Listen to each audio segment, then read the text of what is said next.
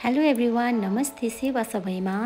आज चाहिँ मैले बेलुकाको डिनरको प्रिपेयर गर्दैछु। अन्त त्यसको लागि मैले चाहिँ इमादाची बनाउँदैछु हो।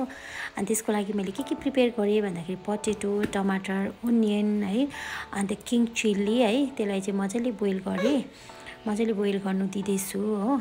अन्त साइडमा मैले के पनि बनाउँदैछु भन्दाखेरि मेथी उमारेको छु हो। त्यसको लागि चाहिँ मैले प्याज अन्त लसुन अन्त त्यहाँ जिन्जर मजाले मसिनो काटेर यसलाई चाहिँ ब्राउन हुनुको लागि दिँदैछु। अनि त्यसमा चिल्ली पनि एड गर्दैछु अन्त यसलाई चाहिँ मजाले ब्राउन हुनु दिनुपर्छ मजाले हो।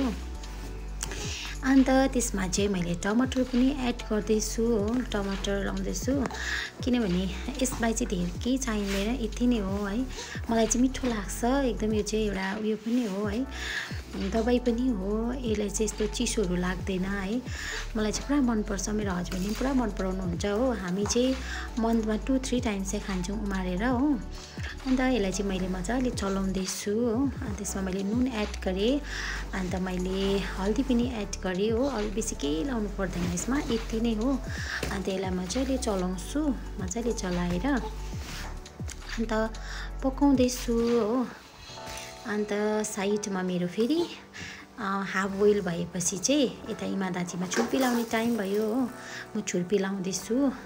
अन्त यता हाफ जति पनि भेजहरू चाहिँ आधी कुक भएपछि चाहिँ छुर्पी लाउनुपर्छ हो। मजाले छुर्पी लगाएर फेरि यसलाई कुक हुनु दिनुपर्छ, मजाले बोइल हुनु दिनुपर्छ।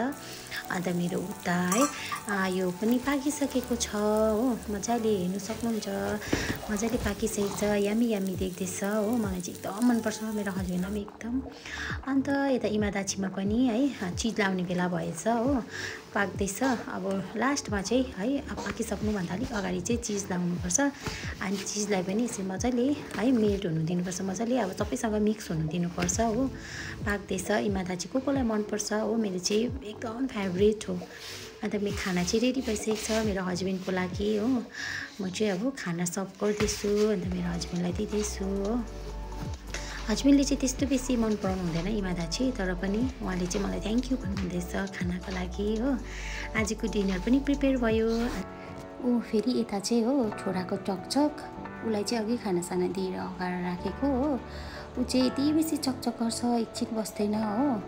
त्यहाँनिर वकरमा लगायो त झन् सबैपट्टि भ्याउँछ उसले। मैले तान्दाखेरि मानेकै छैन, दिँदैन, झन् बेसी चाहिँ कराउँछ हो। ल अब उसलाई चाहिँ अब यसरी नै खेल्नु दिइरहेको छु। अब यसरी खेल्दै गर्छ, अब म पनि खाना खान्छु। सो आजको लागि यति नै। Bye bye guys, thank you so much for watching.